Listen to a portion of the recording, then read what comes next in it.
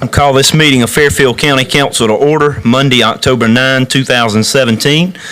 Just like to announce that Mr. Roof is out of town and Ms. Goins is not going to be here with us tonight either. She's dealing with a health concern in the family. First item is the approval of the agenda. Do we have a motion? So moved, Mr. Chairman. Second. It's been moved and properly seconded to approve the agenda as presented. Any discussion? Seeing none, those in favor? Aye. Those opposed? 5-0 on that. Now down to the invocation. Councilmember Trapp, please. Let us pray. God, thank you for allowing us to gather again today to conduct the county business. Please allow the votes taken today to be in the best interest of the citizens of Fairfield County. In Jesus' name, amen. Amen. Thank you, Mr. Trapp.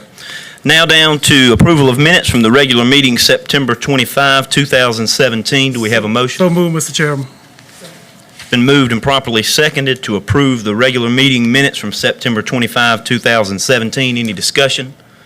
Seeing none, those in favor? Aye. Those opposed? 5-0. Thank you. Now down to public presentations. There are none. And first public comment session. Ms. Davis. We have two speakers tonight. Mr. Jeff Schaefer speaking on millage.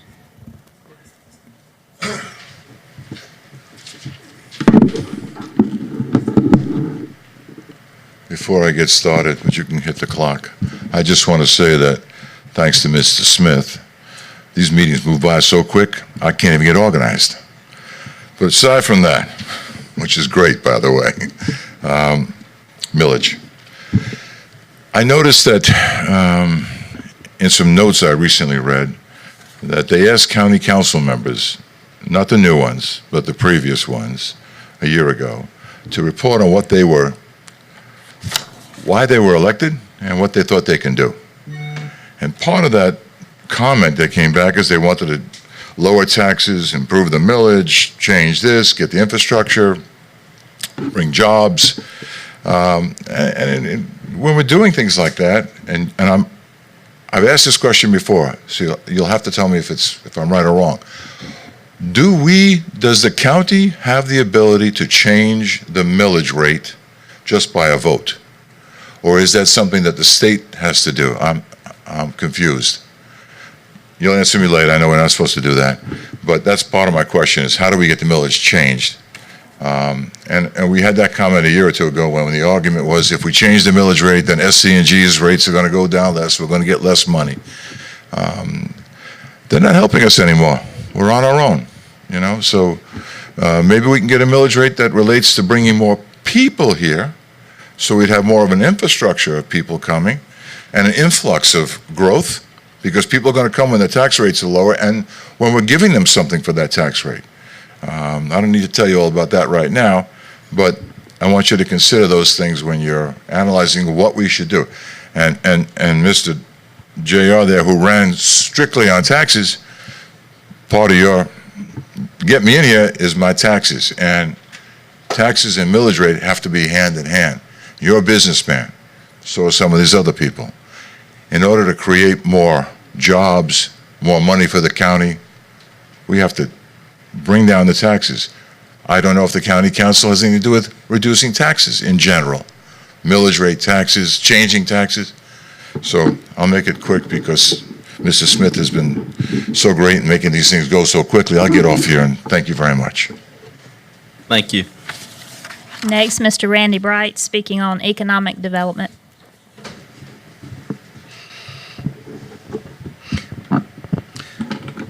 Randy Bright, District 1, Ridgeway. I'd like to see us really focus, I think everyone in this room understands, our number one priority, particularly in light of the VC summer fiasco, is jobs. Really, that's been our number one priority a long time as we continue to rank in the top 10 or so worst counties in the state for unemployment rate. And a couple of suggestions that I have, and both of them involve challenging, no, I'm going to say hold them accountable, our state representatives in Douglas and Fanning to move things forward for us in two aspects. Number one, wasn't that long ago. I think the total expenditure for the mega site, and I realize we had help from the state, was $8.9 million. Please correct me if I'm wrong at the proper time. So $9 million was spent on the mega site, but right now, that's fool's gold. There's nothing can happen there. We all know that until we have infrastructure. We don't have sewer, we don't have water. Nobody's going to commit to that site, to that Hard Rock site, unless we get sewer and water. Now, in the initial release of the information about this was that largely at the state's initiative, they were going to take care of the sewer and water for us. Well, that's what we have state representatives for. Let's get them, let's challenge them, and let's hold them accountable. That's a re-election issue for them, one way or the other. $9 million spent for a site that nothing can be done with. In fact, we can't even turn it into a recreation area, from what I understand. So let's challenge them to get that sewer and water so it can be turned into jobs and dollars. Just the construction of sewer and water alone will start generating some economic activity. Now, the state kind of sucked us in this deal, so let's let them fulfill their commitment to get the sewer and water to this site so we can actually leverage this into jobs and economy instead of just an empty site that costs $9 million doing nothing for us except that made the landowners, the land agents, and the legal personnel very wealthy, but the rest of us does nothing for us. So let's leverage the state and local reps to leverage the state to pay for this, what they committed to begin with, so we can ensure that we have economic development as committed by the state to us. Thank you. Thank you. That concludes segment one. Thank you, Mrs. Davis. Now down to public hearings. There are none. Ordinances, resolutions, and orders. We have two. Item A is third and final reading on ordinance number 688. An ordinance amending Fairfield County, authorizing Fairfield County to purchase .29 acre more or less situated on the western side of Highway 215 near Jenkinsville, South Carolina, County of Fairfield, tax map number 176-01-01-077-000 to be used for public safety or other uses deemed fit by the council and other related matters. We have a motion. So moved, Mr. Chair. It's been moved and properly seconded to provide third and final reading to ordinance number 688 as presented. Any discussion? One question, Mr. Yes, Chairman. Mr. Trout. Is the price still $2,000 what it was originally? That's my understanding. Mr. Taylor, any change on that? No, there's no change. It's $2,000. Okay. Anyone else? All right, those in favor? Aye. Those opposed? 5-0. Thank you very much. Item B, resolution number 2017-04, establishing the millages for Fairfield County for the fiscal year 2017 through 18. Do we have a motion? So moved, Mr. Chairman. Second. It's been moved and properly seconded to accept resolution number 2017-04. Any discussion? Just like to ask. Sorry, Mr. Taylor, would you like to say anything on that? The only thing I would like to say is the millage rate is remaining the same, but due to the local option sales tax factor, the out-of-pocket for the average homeowner will probably go down. The actual amount of cash they have to pay on their taxes will be reduced, even though the millage rate is remaining the same. All right, any questions on that? Seeing none, those in favor? Aye. Those opposed? Thank you. Board and commission minutes, we have the hospital board. So moved. Second. It's been moved and properly seconded to approve the hospital board minutes as presented. Any discussion? Seeing none, those in favor? Aye. Those opposed? 5-0. Thank you. Board and commission appointments. Planning Commission, the reappointment of Mr. James Randy Kelly for District 2. Do we have a motion? So moved, Mr. Chair. It's been moved and properly seconded to approve the reappointment of James Randy Kelly, District 2 Planning Commission. Any discussion? Seeing none, those in favor? Aye. Those opposed, 5-0 on that. Old business, memorandum of understanding between Fairfield Memorial Hospital, Providence Hospital, and Fairfield County Council. Mr. Taylor? On this item, I would request that council defer any action until after executive session where we can take legal advice on this contractual matter from our attorneys. I'll be glad to bring that up after executive session. Thank you. New business, proclamation recognizing October 8 through 14, 2017 as National Fire Prevention Week. Do we have a motion? So moved. It's been moved and properly seconded to recognize October 8th through 14, 2017 as National Fire Prevention Week. Any discussion? Seeing none, those in favor? Aye. Those opposed? 5 and 0. Thank you. Proclamation in remembrance of Stanley Skip R. Hannon Sr. Do we have a motion? So moved, Mr. Chairman. It's been moved and properly seconded to approve a proclamation in remembrance of Stanley Skip R. Hannon Sr. Any discussion? Seeing none, those in favor? Aye. Those opposed? Thank you. 5 and 0 on that. Just like to announce to everyone that we'll be presenting that at the next meeting to Mr. Hannon's family and some volunteer firefighters within the county. County Administrator's Report, Mr. Taylor. Just 2 items tonight. As council knows, each council meeting, we're trying to have a department head come and explain any changes they may have in their department, and update council and answer any questions they may have. Tonight, we have Mr. Marcus Harlan, our Human Resources Director, up first, and then we'll have Ty Davenport following that. Mr. Harlan? Thank you. Good evening, everybody. Just going to give you a brief overview, kind of a snapshot of what human resources consists of, and this is how we're set up. Small department, but we handle, a lot of different cases, and we have over 400 employees that we're ultimately, accounting for. So take a look at our mission.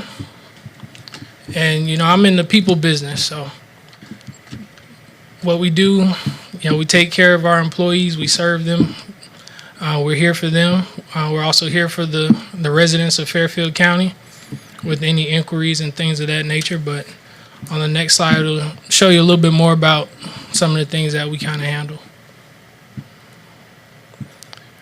So the 3 main functions are the employee relations, benefits and payroll, and then risk management. And then underneath that, you see some more of the specifics of those primary functions.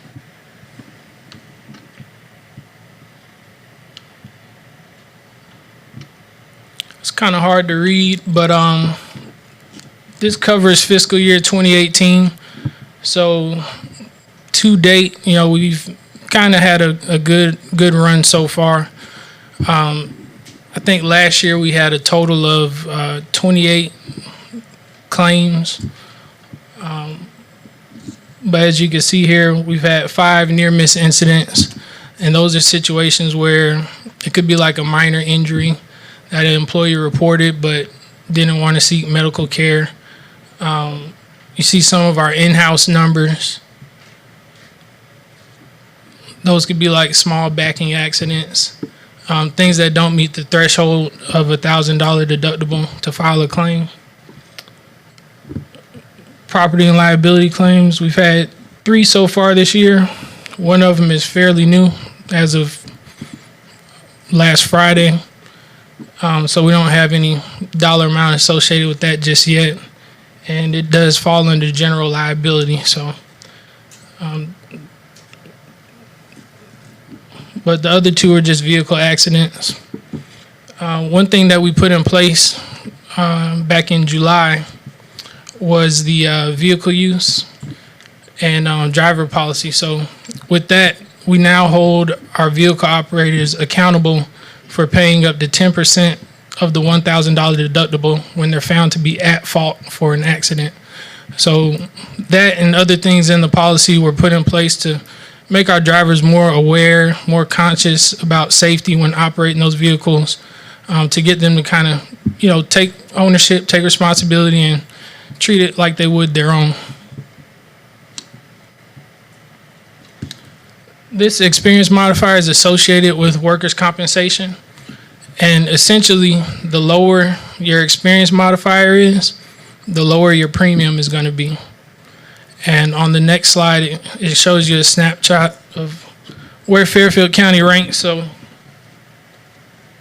for fiscal year 2017, we ranked 18 out of 42 counties. And as you see here, even though our modifier went up by 0.02, our ranking went up to 16th out of 42 counties. So the average for a county is 1, So we're below the average. We're trending in the right direction. What you see here at the top, a lot of times, are smaller counties. Got smaller employee numbers. Abbeville, they have less than 100 employees. So their risk for exposure is a lot lower. Some of these down here with the high mods are, Richland County, Charleston County, the much larger counties. But for our size, a little over 400 employees, I think we're doing very well.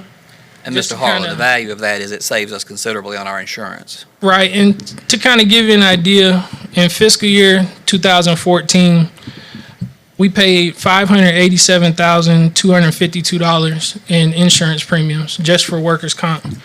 In fiscal year 2016, we paid $464,117. So over that span, our premium decreased by $123,000. And in FY14, our modifier was a 1.27. That last reported from FY16, we're at 0.96. The results for FY17 should be back in November, but last fiscal year at a 0.87, we expect to see even more savings there. So we're definitely moving in the right direction, and we want to remain safety conscious. And part of what we have in place is a safety incentive program, and we give out a small reward for that. I have some with me today, and I wanted to present a couple to the council members, just as a thank you for what they do. Thank you, sir. Appreciate that. Thank you, sir.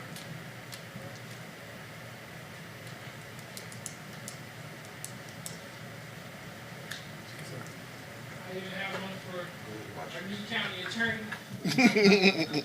So I don't get He's any gonna paper keep- cuts? He's gonna keep us safe on the legal side. Thanks, sir. That's all I have. Let me ask you a quick question. These are bottle openers. You give these out to everybody or just council members? It'll come in handy. Mr. Howland, thank you for your presentation. I got a quick question also. With the, which department would you say, I guess, had the most claims that you know of? Would it be emergency personnel, or is it kind of all around the board?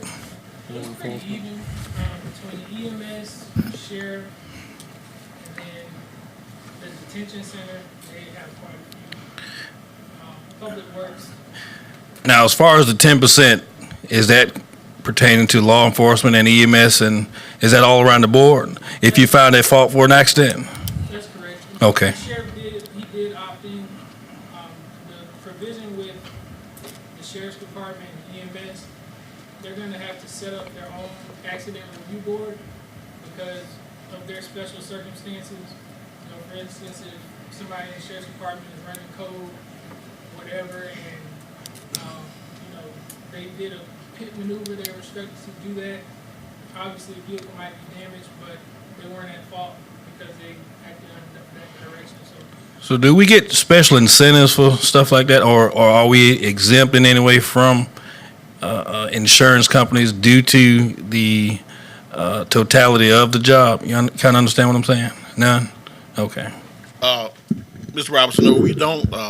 That's the ironic behavior of it because of the things that sheriff's department has to do, firefighters, EMS. Those are the more high-risk groups that we get charged the most for. That's just the way the program works. And one of the things I wanted to clear up, we don't have 400 full-time employees. That includes our firefighters, our volunteers, poll workers. I don't want anybody to say, oh, God, we got 400 employees now. No, we don't. We don't. I want to make that clear. That includes all our volunteers, everything that we have to cover. So, but they all fall upon our insurance. Thank you. Any other questions? Anything else? All right, thank you, Mr. Taylor. Next, we'll have Mr. Ty Davenport to update council on economic development initiatives that he's pursuing. Konnichiwa. That's the only thing I learned over there was konnichiwa. So. Konnichiwa. I'm Ty Davenport, the Director of Economic Development. And give you a quick update on what we've been working on. This is a screenshot of our new website, which is not live yet. It will be probably by the end of the week, but I wanted to give you a little teaser. That's some work we're doing in one of the industrial parks, and there's a drone, that's drone video. It really is looking good, so I'm pleased with that, so that's coming along. The county really right now, we are in product development mode, and a lot of people are asking the question, why are we buying property? Why are we developing? Why are we spending funds on this kind of thing? And I'll get into that a little bit more, but I just want to let you know what we have in our inventory. That'll give you some insight. This is Walter B. Brown Phase 2. Phase 1 is basically full. So we don't have any more available land there that's really developable. So Phase 2 is what's left, and so you can see we got 3 parcels left, totaling 32 acres, and the largest being 16, and that's developable. There's more acreage in there, but that's what you can develop. Everything else, you got creeks and right-of-ways and that kind of thing to deal with. And then you got a 7-acre parcel and almost a 9-acre parcel. So that's not a lot of inventory. And these are great sites for smaller companies, smaller buildings, that kind of thing, but not for the larger projects that we're pursuing. So in order to pursue some of the larger projects, we've got the Fairfield Commerce Center, which is the next slide. So we are, right now, we're installing water, sewer, and cutting a road through the entire property from Peach Road to Cook Road. That'll give us access to about 75% of the 650 acres that are in there. Now, there are about 19 parcels in there. You can combine them if you need to make make a larger parcel, but they range in 6.5 acres to 100 acres. So as an example, on a 100-acre site, we can put over 1 million square feet. On a 6-acre site, we're probably looking at 30,000 square feet. So this gives us more product, more variety to sell to folks as they come in, and we haven't had that to date, and we're not done here yet. So it's it's not quite soup yet, but it's getting there. It's a really nice looking park, and we get positive feedback from folks that visit and compare it to other places. But this is basically our inventory as far as land goes. And if you compare us to and we've got some slides later, but other counties around us, we are woefully behind on the inventory side. And today, companies are looking for speed to market. They want to be able to come in, have all this property has been, we've done all the environmental work, geotechnical work, and that kind of thing. So the industry knows that if they buy the property, they're going to be able to get it, get up and running quickly. They're not going to run into issues. There's no Indian campground, anything like that on the property. So we're in good shape. But this is our entire inventory that we have right here. We got buildings, and so you look at Chester County, we have roughly 650 acres. Chester has 1,300 acres. Next slide. Kershaw has over 1,000, and Orangeburg has over 1,800. So that's what we're competing against. And it's a challenge. So we've got to get there. We've got to get infrastructure in place. In our parks, we've got about 34,000 gallons per day of sewer, which is woefully inadequate. We're working on that. That's coming down the pipe, we hope. So go ahead. So this is our buildings inventory. 93 Commerce Center, which is in the Walter Brown Park, it's 65,000 square feet, but there's Ying Zing came in and leased 45,000 square feet of it, and they're installing equipment there. They're going to they're going to employ 20 people, and that's new. That's in the last 3 months. There's 22,000 left. Let me see. The Mack Truck facility is one of the largest facilities in the state. There aren't a whole lot of 650,000 or larger buildings in the state. So we get a lot of looks. And a lot of people, if you look at it, you think, oh God, somebody left this huge building there. Well, that facility pays $400,000 a year in property taxes. So it didn't just somebody left a pile of trash out there. That's a real asset, and we have people coming in. We've had a lot of activity lately. I'm very positive about that place, and it gets us. Maybe they don't like that building, but they like Fairfield County, and we move on to some land or something like that. So it's a good thing. The spec building continues to get a good bit of activity, and that's really our. Oh, and the Caterpillar building just came on the market. Caterpillar's kind of fully moved out, and it's a really, really nice building. We'll fill that soon, I think. Just.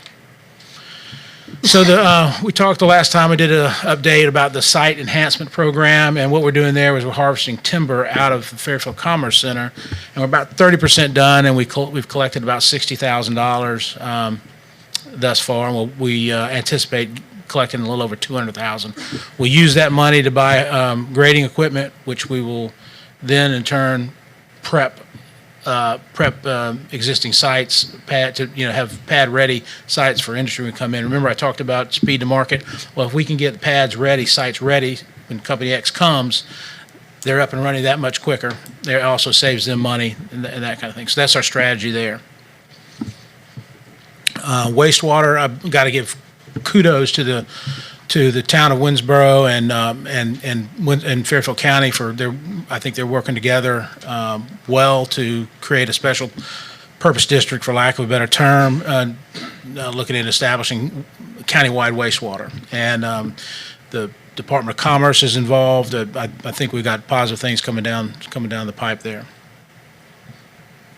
And we continue to look for additional industrial sites that we believe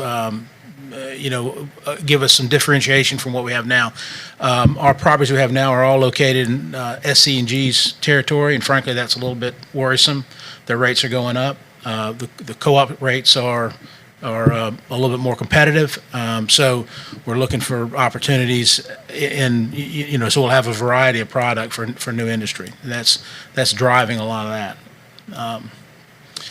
Marketing trips, which is a big focus of the economic development effort. By the end of this year, we will have staff will have gone on 9 marketing trips, domestic and international. I was on one last week, and I met with 12 companies, and 2 of them have real projects that are significant and that we'll be looking in the southeast. So it was a good lick there. We're doing something a little bit different, or a lot different in industry appreciation this year. In the past, we've had, low country boil or hors d'oeuvres and that kind of thing, and thanked them for their for being in Fairfield County. Participation by existing industries kind of dwindled somewhat, significantly, and I think a lot of other counties are having the same problem. So what we've done there is we brought in a speaker. We're going to have a luncheon and give them something of value. And so the industry human resources guys, for the most part, come in, and hopefully they'll learn something, and that'll be a good way for us to continue to connect with them. With our industry they have. Marcus, you're invited, I think. So anyway, go ahead. And so anyway, finishing up with the website. I'm excited about it. Hopefully we'll have it, into this week, sometime next. Trying to get the bugs out of it now. There's some grammar errors and that kind of thing, but it looks good. It looks good. We're happy with it. So, beyond that, I think that's kind of what we got going on now. Thank you, Mr. Davenport. Any questions, comments? All right. Thank you very much. Is that everything? That's all I have, Mr. Chairman. All right. Now down to Clerk to Council's report. There is none. And second public comment session. We have 3 signed to speak tonight. First, Miss Yvette Howard, speaking on the Mount Zion property.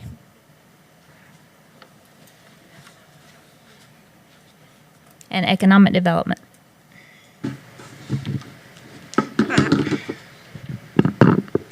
I'm Yvette Howard, District 7, and I'm here because of an obligation to keep up with issues that are of concern and to speak to those issues under consideration by council. We have sometimes expressed disapproval of decisions that were made, only be told by decision makers that they have not heard from citizens who disagree with them. My comments at this time are about Mount Zion property and economic development.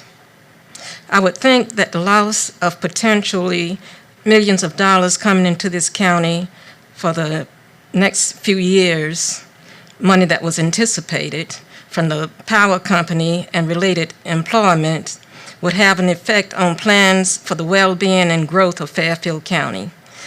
At this point, what money is available through direct taxes, grants, etc., should be used on things such as infrastructure and housing to develop a vibrant Fairfield County, not to study, rehab, and rebuild Mount Zion property. This county could be the perfect place where not only desirable industries would want to locate, but where people who do business here and who work here would want to live. For evidence of the livability of Fairfield County, just be near the county line when people get off from work. You'll see not only shift workers, but school employees and other government workers headed home to nearby counties. We all want Fairfield County to be a welcoming place where people will want to live, work, and learn. Thank you. Next, Mr. Jeff Schaefer speaking on taxes and Wi-Fi. I think I beat the taxes up for one night. I'll let you think about it next time. Tell me how we're going to work on the taxes. Tonight, real quick, and I didn't come prepared and I'm exhausted, but on the HR comment that was made, I saw Spartanburg is number 4, but Spartanburg has 250,000 people in that community. So whether we're a small community or a big community, we should be looking at the numbers we're saving. It's great that we're saving money, and thank you for that, but keep in mind that when there's a lot of people in a community, you have a lot of infrastructure, people tend to do better. So that might be one of the thoughts. But industry coming, konnichiwa, desui ka nete wa, where'd he go? It's okay, I'll let you go, sorry. Industry coming to us, if we have, my first question is, will we provide high-speed internet? Police, fire, EMS, first responders to this new industrial park, is that all set up?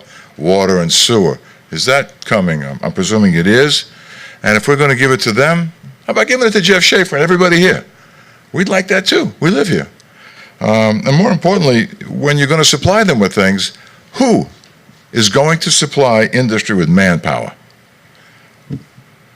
Where's that going to come from? I'm really curious about how you're going to get manpower to supply a new industry out of Fairfield or Chester. Everybody's working, or they're not working, and they don't want to work.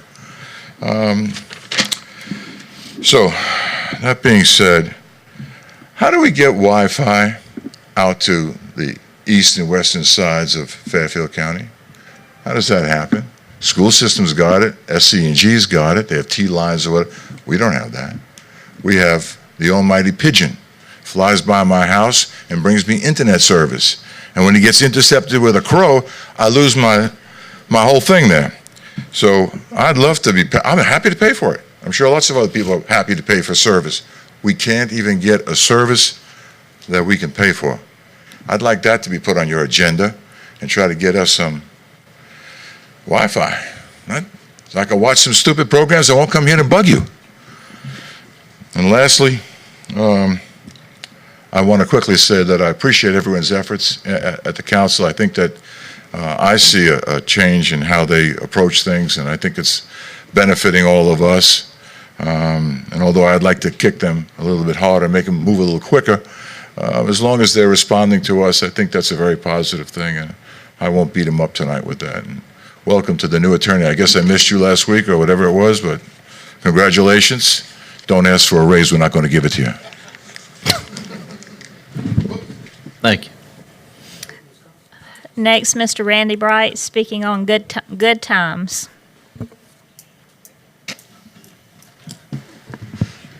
Randy Bright, District 1, Ridgeway. I have in my hand here some gold tickets to a golden evening, to fun, frivolity, great buys, great food, great conversation, even get your picture in the paper, all in one night in a magnificent setting known as the Farm in Fairfield. And yes, Many of you say, be there or be square. I have these tickets. They're also available at the door. Can't be a better cause in supporting health, continuing health in our county. Tickets are $50 for two. That's right, only $50 for two. You can hardly go out to eat at a restaurant for that nowadays. But you get everything else, and you support the community. You have fun. You talk to people you've never talked to before. You see your friends that you have talked to before. It's just a grand evening, 6 to 9, it's an investment in the community. It's an investment in yourselves. Hopefully this is taping so that we can go over all the channels on access for people who can pick up cable. In all seriousness, please think about coming to this event. Hobnob with these guys. I'm sure they'll be open to suggestions there at the meeting. It's next Friday. I'm not going to tell you the date because it's not a lucky time. That may dissuade some people that are a little superstitious. But in all seriousness, I'm going to be there. Well, that may not be a reason to go, but but I encourage everyone to go. It's a community event. It's organized. A lot of people put a lot of effort in it, and it helps support health care, continuing health care in this community. And not a better cause, not a better time. I've got tickets available. Did you bring some tonight with you too? But I'm sure they could hit you up for some. Or you can get them at the door. And who knows, you might win a autographed Clemson or USC football in the auction for a low price. You could get a trip to Myrtle Beach, to the mountains, wherever. Gosh, it's got it all. But it only happens one night. That's next Friday, 6 to 9. I've got tickets now for the people that want to ensure that they got a spot there. And then you can buy them at the door too, or Shirley Green. Thanks. Thank you.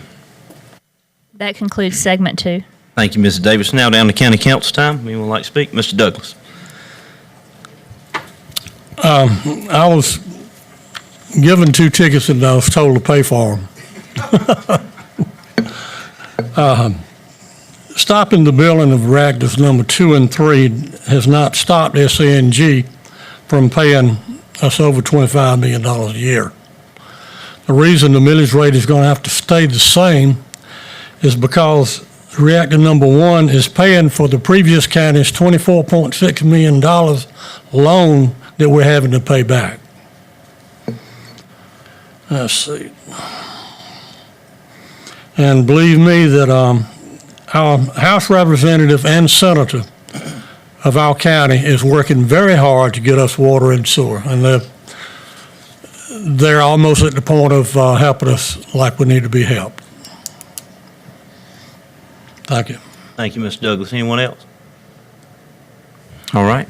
Seeing none, we'll go ahead and take a motion to go into executive session for the following 3 reasons. I'd just like to say that in compliance with the State Freedom of Information Act, subsequent to executive session, council may take action on matters discussed in executive session. Item A is receipt of legal advice from the county attorney regarding potential HR legal matter. B, contractual matter regarding water and sewer with the town of Winsboro. And C, contractual matter regarding memorandum of understanding between Fairfield Memorial Hospital, Providence Hospital, Fairfield County Council. We have a motion? It's been moved and properly seconded to go into executive sessions for the reasons as stated. Those in favor? Those opposed? Thank you. We're now in executive session.